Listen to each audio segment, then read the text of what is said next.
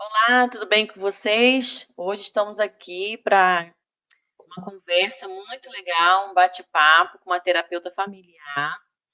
E esse projeto também faz parte da programação do mês de maio da Primeira Igreja Batista no bairro São João, liderada pelo pastor Mateus Rebelo.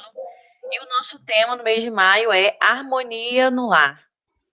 E aí nós vamos conversar um pouquinho com a psicóloga Márcia Plagaminuta. Falei certo seu nome? Palha Minuta. Wagner Minuta é um nome diferente. E a Márcia tem uma formação em psicologia clínica pela Universidade Federal de Minas Gerais, né? Também tem formação na área de educação, em ciências físicas, químicas e biológicas, filosofia e didática também do ensino religioso. Também tem formação na área de neurociência do comportamento e recentemente terminou o mestrado na área de aconselhamento em Orlando. Tô certa? Certinho? Então, a Márcia tem uma bagagem de formação bem interessante e por isso nós a convidamos, além de que ela é nossa irmã em Cristo também, batista, e com certeza tem muito a contribuir para as famílias, para as pessoas que têm que se relacionam ou que têm interesse na área da psicologia e desenvolvimento humano. Atualmente a Márcia mora em Portugal, então a gente está fazendo uma entrevista internacional, então considerem-se privilegiados, né? Porque de outra forma ela não poderia nos ajudar se não fosse, né, com essa entrevista feita à distância, utilizando, né, aplicativos de internet, né? Que bom que podemos utilizar esse recurso. Márcia, quando eu percebi o seu currículo muito voltado para a área de educação, né, desenvolvimento humano, né, e certamente isso fez parte da sua trajetória até chegar à psicologia, isso Sim. contribuiu, né? Eu sei que isso Uhum. acontece. E aí eu gostaria que você falasse um pouquinho sobre a relevância dessa área da psicologia para a nossa saúde mental e espiritual, né? Para você ter Uhum. chegado nessa área, certamente você viu a necessidade, viu, né, que teria algo a contribuir, a agregar na sua bagagem anterior. Fale um pouquinho sobre essa área da psicologia, o que ela acrescentaria, o que ela tem a ver com a nossa vida e até mesmo a vida espiritual. Ok. Primeiro eu quero agradecer, né, a Madelane por ter me convidado e, claro, a igreja, né, Pastor Mateus. Quero deixar um abraço para todos vocês, dizer que a gente está perto, apesar de estar longe, né? Verdade. Tive a oportunidade de ver alguns da igreja quando eu e o Assis estivemos aí na região, há um ano passado, né? Antes da gente vir para Portugal. Então, certamente, vocês estão no nosso coração, né? Então, um grande abraço. Primeiro, queria deixar esse abraço meu e do Assis para toda a igreja e é uma honra estar junto.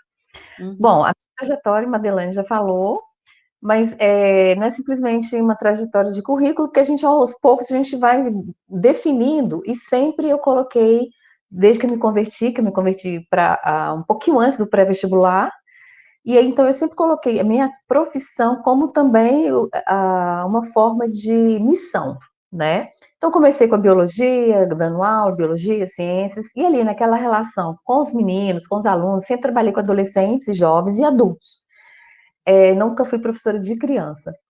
A gente via que muita coisa ali ligada ao ensino, às vezes havia algum bloqueio, problema de disciplina em sala, muitas vezes tem a ver com questão familiar, tem a ver com a formação, tem a ver com até a fase também do adolescente, né? E isso passa pelas questões de saúde emocional, afetiva e mental. Eu fui para a psicologia de uma forma muito interessante, porque não era meu sonho, nunca pensei em ser psicóloga, mas foi exatamente como professora, e na época eu estava dando aula para as meninas do magistério, acho que hoje não tem mais, né? É, Aqui tem. tem, Tem uau! Cabo Frio. Olha só, porque assim, preparar para dar aula para criança, né? Meninas de ensino médio, na época, né? Uhum. Então, quer dizer, não era só menina, mas na minha época era só tinha alunas, no Colégio Batista Sim. de Belo Horizonte. Então, eu estava trabalhando com elas que iam dar aula, então tinha que ter um preparo específico. E também eu estava escrevendo um livro didático de primeira a quarta série. E aí eu comecei a perceber, peraí, eu preciso de evoluir, né? Não só na área da ciência, mas é nessa área comportamental, na área da didática também. Resolvi fazer vestibular e falei, se eu passar, ótimo, se eu não passar, ok também, né? Eu não tinha tanto compromisso assim com o vestibular, porque eu já tinha uma formação. Mas deu que eu passei, e aí eu comecei a estudar, e aí eu comecei a apaixonar, não teve jeito, né? Eu falei, não, eu tenho que fazer o curso inteiro. Eu queria fazer algumas Uhum, para sim. agregar na área da educação. Então, foi a educação, na verdade, que me estimulou, que me desafiou para essa área da psicologia.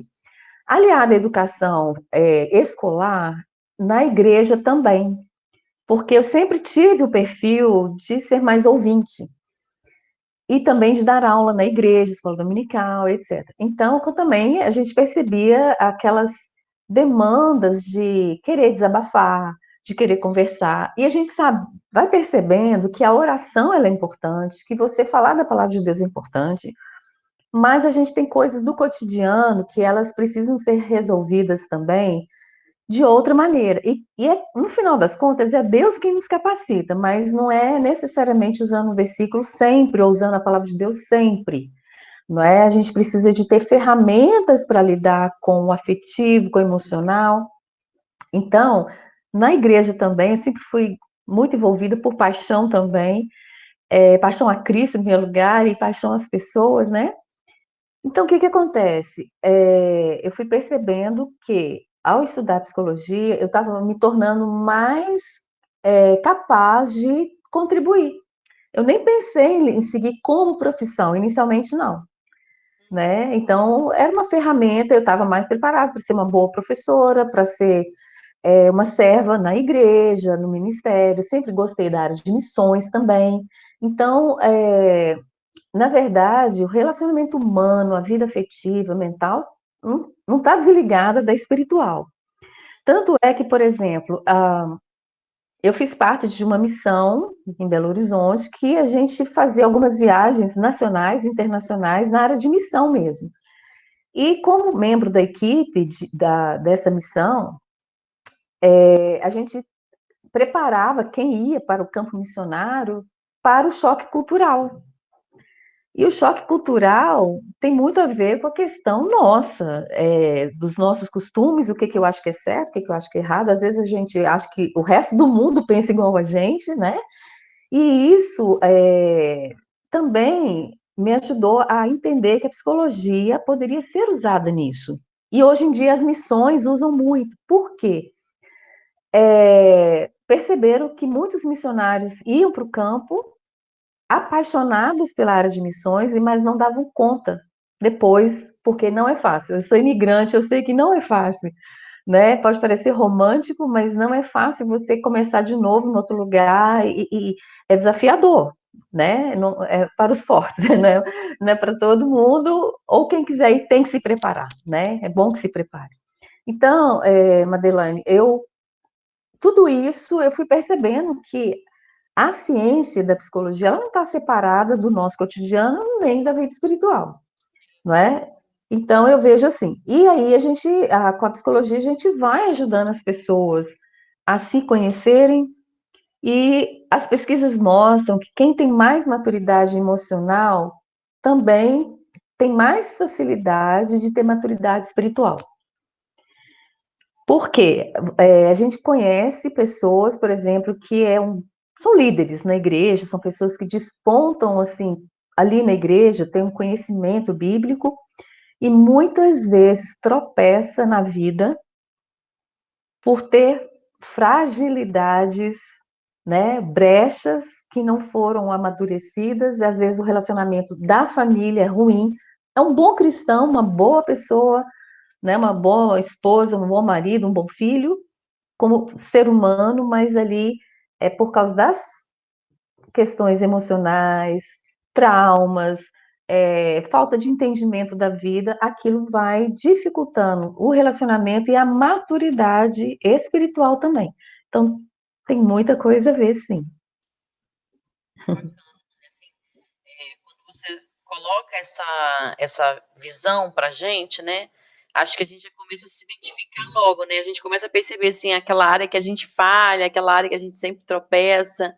E se eu estou pensando dessa forma, acredito que quem está nos assistindo agora também está se identificando com esses pontos aí. Então, se você tem alguma dificuldade na sua vida pessoal, né, na sua vida aí familiar, já vai observando aí, né, porque a psicologia tem bastante coisa a contribuir para a nossa vida. Sim, Na sua bagagem aí dessa história toda que foi construída, né? Uma história muito bonita de formação e que tem a ver com aquilo que você acredita. Lá se vão 20 anos, né? Mais de 20 anos, mais de né? 20, é. Mais de 20 anos. E aí você já passou por situações muito diferentes, e acredito que você deve ter experimentado, né? Experienciado também demandas muito diferentes, né? Tanto individuais quanto de relacionamentos, questões de casais, relacionamentos afetivos e até mesmo relação familiar em geral. O que você destacaria assim? Quais são as coisas mais comuns que chegam para você dessa área familiar e de relacionamento? Assim, o que é mais frequente aparecer para você? Olha, as demandas, né, ou seja, as necessidades de busca de terapia, elas variam bastante, mas assim, em geral, tem a questão de queixas de algo lá do passado, muitas vezes vem, né, a pessoa já sabe o que aconteceu, ela lembra de situações que a magoaram, que decepcionaram, que frustraram, às vezes são traumas causados por situações graves, ou é um luto, tem questões de abuso, seja físico, emocional, seja abuso sexual, então são coisas que vêm para a terapia e muitas vezes essa busca é já na vida adulta, embora muitas vezes aconteceu na infância ou na adolescência. Então as pessoas em geral, elas procuram quando elas não estão dando conta, elas percebem que já tentou daqui, já tentou dali, às vezes adoece, tem alguns Uhum, sintomas e não se sabe, vai ao médico, o médico ainda fala assim, você não tem nada. É uhum, horrível ouvir isso, né? Porque a pessoa está sentindo. Então, na verdade, a pessoa ela traz queixas de relacionamento pais e filhos, marido e mulher, né? Tem pessoas que trazem queixas assim, elas têm pânico. Hoje está muito comum pânico, ansiedade, depressão, né? Então, ansiedade e depressão mesmo, vindo por vários motivos que sejam, está sendo uma demanda muito grande. Dizem que é a demanda do século, né?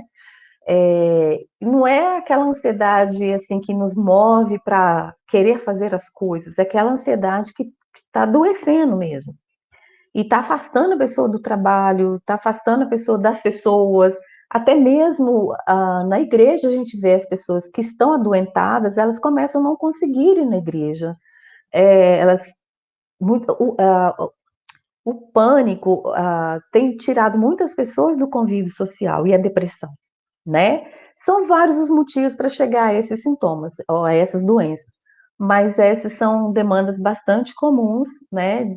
Trabalho muito com família, quer dizer, mais assim, com casal, né? Então também tem as demandas de casal, porque imagina, homem e mulher tem cabecinha bem diferente, vem de famílias diferentes, e aí depois está debaixo do mesmo teto.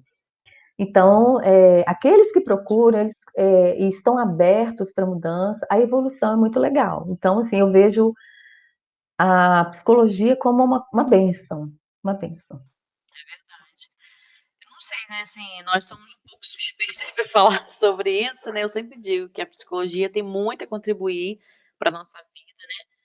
Primeiramente, contribuir para a nossa própria vida enquanto terapeutas, né? Acho que Sim, muda muita coisa, a gente começa a ter uma visão muito mais ampla, mais aberta sobre muitas coisas, e aquela vontade de querer ser saudável, de querer mudanças saudáveis, né?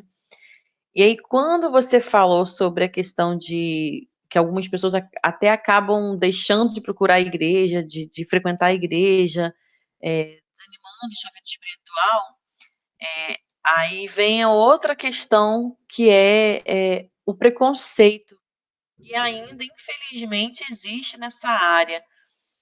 Muitas pessoas nos procuram quando estão naquele ponto, já não estão aguentando, não estão suportando o sintoma, né?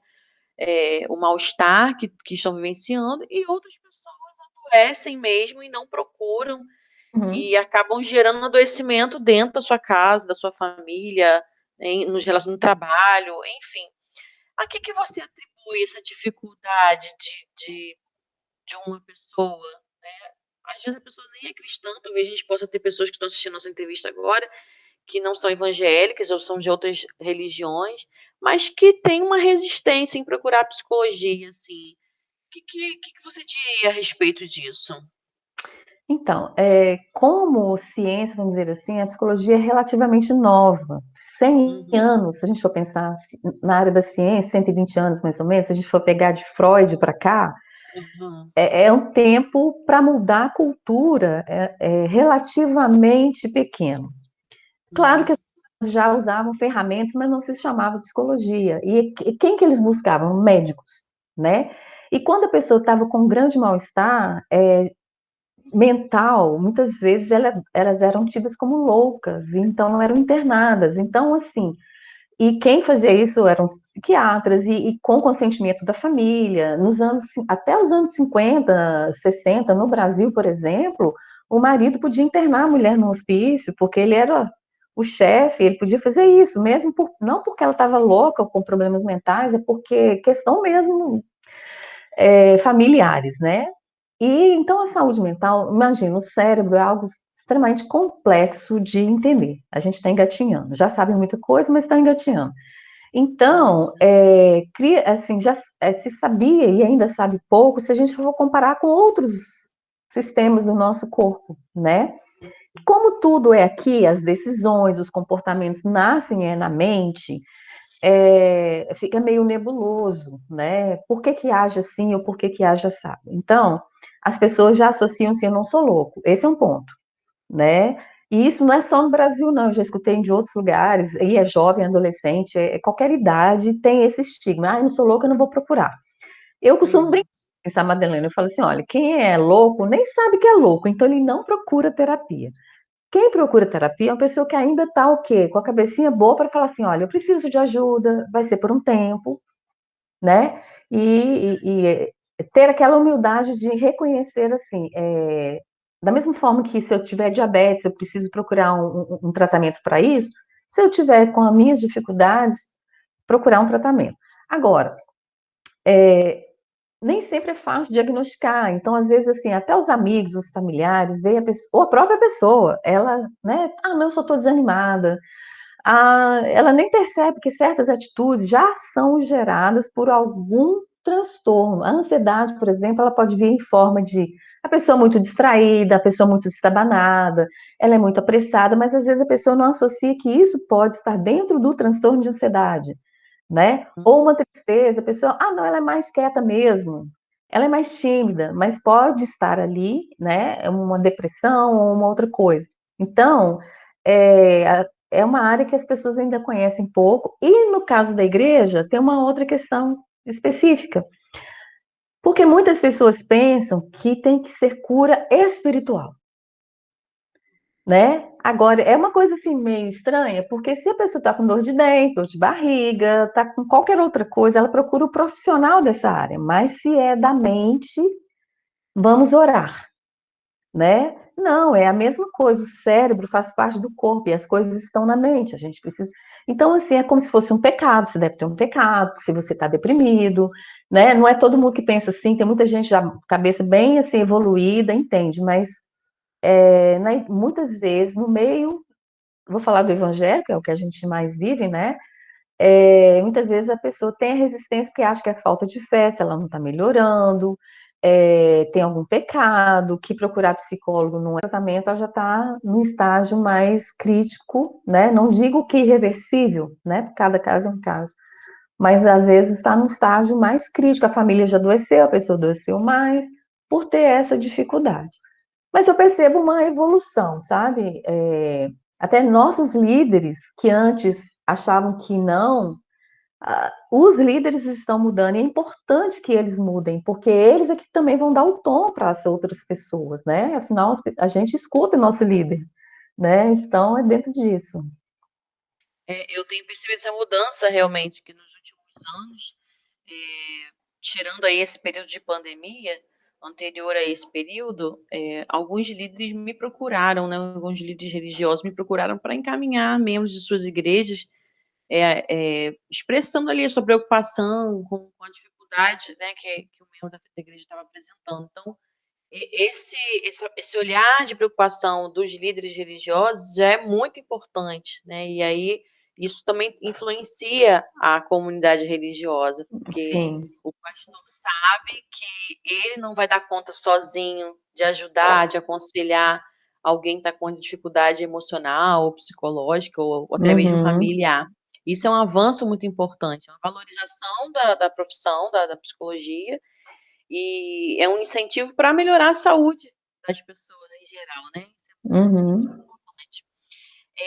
E aí, falando em pastor, em igreja, né, a gente percebe que no mês de maio, pelo menos aqui no Brasil, né, mês de Uhum. maio, as nossas igrejas batistas procuram trabalhar o tema referente à família, né, e a gente tem datas comemorativas aí, Dia das Mães, né, tem o mês das Uhum. noivas, né, e aí o tema da nossa igreja esse ano é a harmonia no lar, né, destacando aí a importância de querer que a gente tem, a importância de ter um lar harmonioso, uma convivência Uhum. harmoniosa.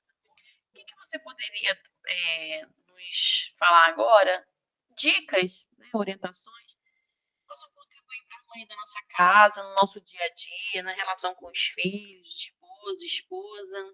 E aí? Ok, então vamos lá.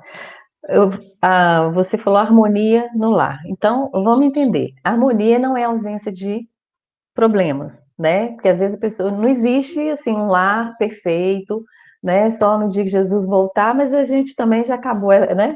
Vai estar com Uhum. ele. Então, aquela busca de um lar perfeito, que não acontece nada, que não há uma discussão, é um mito. Então, a gente também tem que, para ter até um lar mais gostoso, a gente tem que entender que somos diferentes. E uma coisa que a gente precisa entender, além então de que somos diferentes, então a gente tem que aprender a escutar um ao outro, mas escutar com qualidade. É ouvir, se colocar no lugar, se é criança e adulto na casa, ou criança, adolescentes, jovens, adultos, né, diferentes idades na casa, os pais mais os filhos ali. Então as pessoas têm que entender que na percepção da criança, o que ela está argumentando, tentar entender, na percepção do adolescente e vice-versa. Então, não vai haver lá perfeito, porém pode ter mais harmonia. Entender que é importante, então, esse diálogo com essa qualidade, quer dizer, escute a pessoa, né? Não é fique dando sermão, falando um monte de coisa. Os pais, os adultos, muitas vezes pecam nisso, né? Quer dizer, é importante ouvir, porque o respeito, mesmo que você não concorde com o que o outro fale, se você escuta com qualidade, a pessoa já se sente respeitada. Isso já é bom. A outra coisa é, se você realmente ouviu, né, se colocando no lugar daquela outra pessoa, você tem a chance de entender melhor aquele ponto de vista. Pode ser que você também mude seu ponto de vista a partir do que você ouviu, e isso acontecendo na família toda. Então, isso é muito importante, essa escuta, desde a escutar uma criancinha, escutar né, as diferentes faixas de idade. É importante também os pais, né, serem exemplo para os filhos. Então, se os pais querem os filhos na igreja, se os pais querem os filhos conhecendo a palavra de Deus, se os pais querem os filhos que estudam, que sejam um bom cidadão, eles vão ver isso nos filhos, nos pais. Os filhos vão ver como é que os pais são. Se na igreja cumpre lá, né, os rituais da igreja, em casa é nervoso, é nervosa, e grita isso e aquilo, peraí. Infelizmente, essa filha vai associar Deus, igreja, com, peraí, meu pai e minha mãe são assim, não quero, aí ela faz um pacote, né? Não quero igreja, não quero pai, mãe desse jeito, para mim, muito menos Deus, porque o Deus deles é um Deus que é hipócrita, né? Então, é importante ser verdadeiro. O que você é num lugar, você é no outro. Se você quer que seus filhos sejam honestos, sejam amorosos, seja você também, né? Porque o melhor ensino é o exemplo, não tem como. Esse é o melhor ensino. As crianças e adolescentes, elas percebem. E, aliás, quando vai chegando na adolescência, então, começa a cobrar mais ainda que seja. Olha, você falou isso, mas agora você está falando aquilo. Então, é importante esse ser exemplo, é importante o perdão, né? Se houve alguma falha, isso não é fraqueza dos pais nem dos filhos, né? Olha, eu errei nisso, perdão, porque isso torna as pessoas, na verdade, mais humanas e mais respeitosas, né? Então, são algumas coisas que ajudam. E também é importante, falando dos pais, eles perceberem que cada filho, filha é diferente temperamento, né, na personalidade, nas escolhas, etc. E às vezes ficar comparando, mas seu irmão não faz isso, você faz, ou vice-versa. Né, e fazer, às vezes, até comparações na frente de outras pessoas, isso não é legal. Então, esse é um ponto. Agora, além disso, observar nos filhos, porque alguns já vão ter algumas demandas afetivas desde criança, ou precisando de um profissional da área da pedagogia ou da área da psicologia muito cedo, né? Tem as crianças hiperativas, tem autistas, tem autismo leve, que às vezes você acha que a criança ela não quer te dar afeto, mas ela não tem como, né? Às vezes, então, espera da criança certas respostas que ela não tem como se ela não for ajudada desde o começo. Então, é importante os pais perceberem as diferenças e outra coisa, só para estar finalizando. Tem muita criança e adolescente entrando em depressão. Só que os pais, se não forem atentos, não vão se dar conta disso. E vai carregar essa depressão, né, até a vida adulta. E, infelizmente, também tem a questão do suicídio. E para terminar só essa parte, Madeleine, você falou antes da pandemia e com a pandemia. As pesquisas, não só no Brasil, mas eu tenho ouvido aqui nos jornais aqui também, mostrando que a violência doméstica aumentou muito. É verdade. Então, o lar harmonioso não pode ter violência, né? Não significa falta de limite, então deixa qualquer coisa, não, isso também é violência se você não der um limite amoroso, né? Aquele que protege. Mas as pesquisas no mundo inteiro estão mostrando que a criança, adolescente, geralmente mulher, mas tem mulher, homem que apanha também, né? Mas assim, acontece também, não é muito falado, mas acontece. Então, assim, as pessoas estão mais irritadas porque estão tendo que ficar dentro de casa, elas estão tendo que trabalhar, dar aula para os filhos, enfim, ficou muito complicado. E já tinha aqueles lares, aquelas famílias que já eram violentas, já tinham problemas de agressividade, de abuso, e aí estão dentro de casa, imagina, né? Então, a igreja, ela tem um papel fundamental em estar ajudando, estar percebendo isso, estar entrando para estar ajudando essas pessoas também. É verdade. Isso é muito importante porque a gente precisa manifestar aí o amor de Deus, a graça de Deus para o mundo, a partir da individualidade, né? Como cada um de nós sente a presença de Deus. E aí, se tem violência, se tem desarmonia, se tem dificuldades emocionais, tudo isso se torna um empecilho, né? Para que esse amor de Jesus seja propagado. Então, Uhum, destaco aqui, né, o que a Márcia colocou, a questão do escutar com respeito, né? Eu costumo falar muito, quando estou na igreja, eu falo da disponibilidade emocional. As pessoas andam tão impacientes de ouvir as outras, tão intolerantes. A gente acontece no dia a dia, né? E tem a ver com essa escuta, prestar mesmo atenção, querer prestar atenção no outro, né? Ser exemplo, a gente tem falado sobre isso durante esse mês, o pastor Mateus tem pregado na igreja também sobre essa questão de ser o exemplo, né, para os filhos, né? Pedir o perdão, diferenças individuais serem respeitadas, isso também é crucial, a gente precisa, né? Jesus foi um exemplo disso, Jesus respeitava cada indivíduo com as suas dificuldades, né? Com os seus problemas individuais, familiares, com a sua história, né? Para poder resgatar, você precisa entender, compreender, abraçar essa história. E destaca também aqui a questão da depressão, da ansiedade e até do suicídio entre crianças e adolescentes, né? De a gente prestar um pouquinho atenção nesses comportamentos, nas mudanças de comportamento dessas crianças e adolescentes. E aí, e aí a gente finaliza com o destaque sobre a questão da violência, né? É inadmissível realmente onde a gente diz que tem a presença de Deus que haja violência, seja física, verbal, psicológica, né?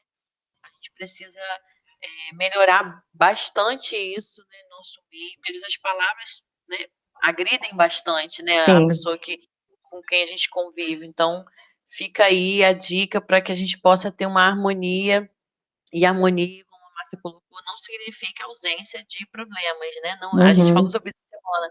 Não existem famílias perfeitas.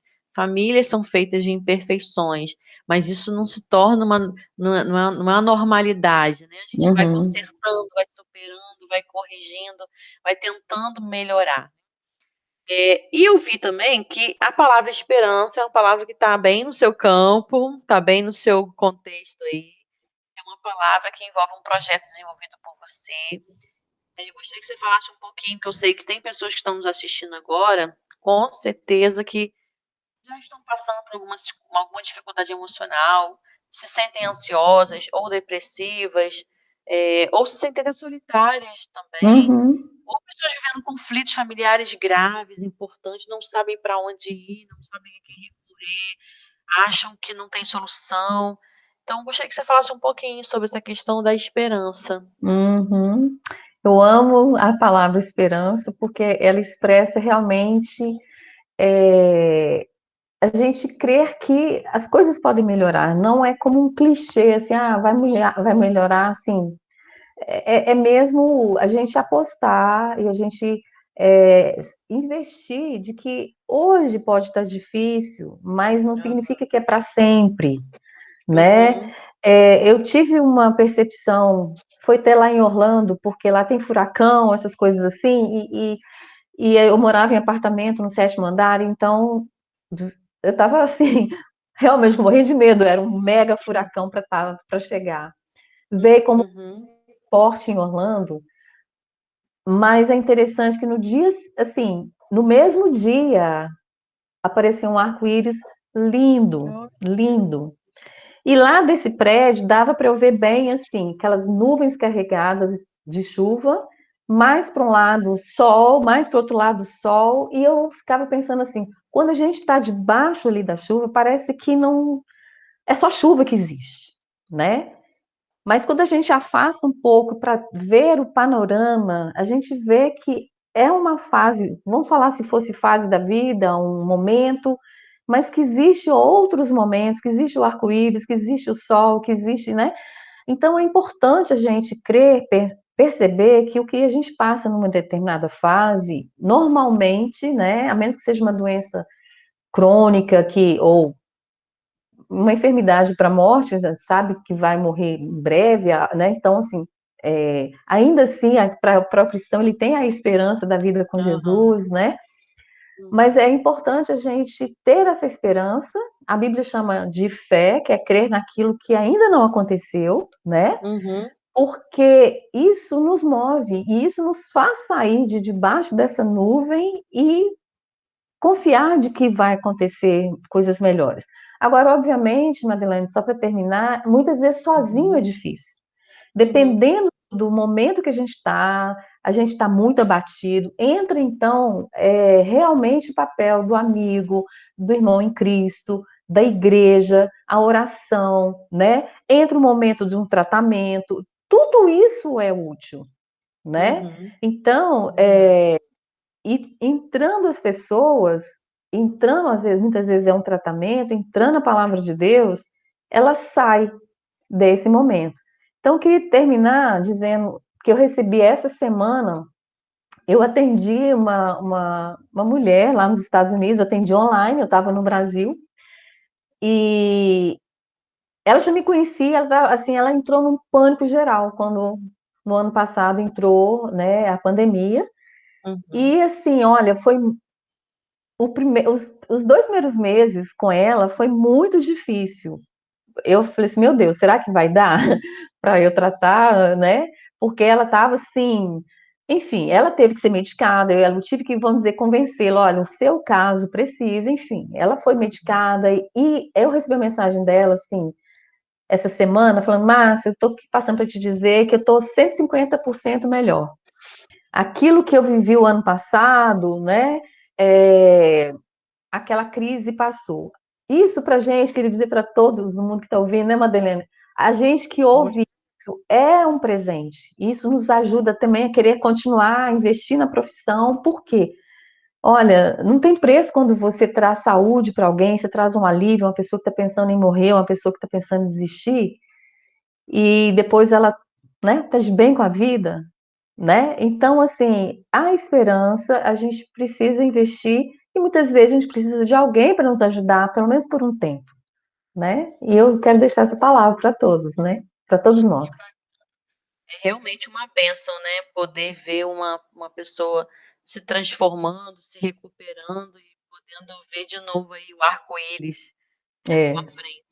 E é bem isso. Se você está nos assistindo, tem se sentido triste, desanimado, frustrado, com sintomas deprimidos, se sente sozinho, não hesite em buscar uma ajuda psicológica. Isso é muito saudável e só tem a enriquecer, a acrescentar, né? E aí eu vou aproveitar e já vou deixar a Márcia colocar o contato dela aí, como é que você é encontrada, se algum membro da nossa igreja desejar te procurar, como é que faz. Eu sei que no nosso videozinho aí já vai aparecer o seu contato, tudo certinho, mas aí você pode falar as formas como é que você pode ser encontrada.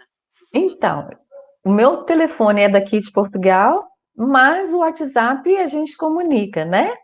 E também eu Tá tenho meu ótimo. Instagram. Então, como vocês já têm meu telefone e meu Instagram, no Instagram você pode mandar mensagem no particular. No Facebook também tem o Messenger, né? Meu nome é um pouquinho complicado, mas vocês vão colocar aí. Isso, Então, me acha facilmente no Instagram, no Facebook. E o meu telefone no WhatsApp, só me mandar mensagem que é tranquilinho da gente conversar. ok. Então, vocês perceberam aí que não é difícil encontrar a Márcia, pode ir lá no Instagram, no Facebook, deixa um recadinho que ela vai retornar para você. Então, Sim. fica aqui a nossa gratidão, Márcia, por essa conversa, né, que foi muito legal, assim, muito bacana falar sobre a psicologia e falar sobre essas possibilidades de transformação, de recuperação, né, de cura, né, para nossa alma. E deixo o nosso agradecimento, né, em nome da igreja, em nome do pastor Mateus, né, por sua disponibilidade de estar aqui. E eu tenho certeza que vai fazer diferença na vida de muitas pessoas. E aí nós nos colocamos à disposição também. Se precisar, estamos aqui, né? E espero que esse momento se repita outras vezes, né? Amém. E eu que agradeço muito mais uma vez. Para mim é uma honra, é um privilégio, Madeleine, e igreja que eu amo demais. Ai, que bom. De vez em quando o povo fala de você aí nas lives, é que você não tá sabendo, mas o povo cita seu nome aí, É Geração mesmo? Master, Ai, um beijo especial para a Geração Master, hein? Então, gente, você que esteve aqui com a gente assistindo, ouvindo a nossa entrevista, desejamos que você seja abençoado e fique ligado na programação da Igreja Batista do Bairro São João, que tem mais coisa aí no mês de maio, tem mais atividades, tem mais projetos na igreja. E quiser chegar, é só participar, né? Seja muito bem-vindo. E é isso, a gente fica aqui por aqui. Beijo, Márcia, obrigada. Beijo. Fiquem com Deus. Tchau. Tchau.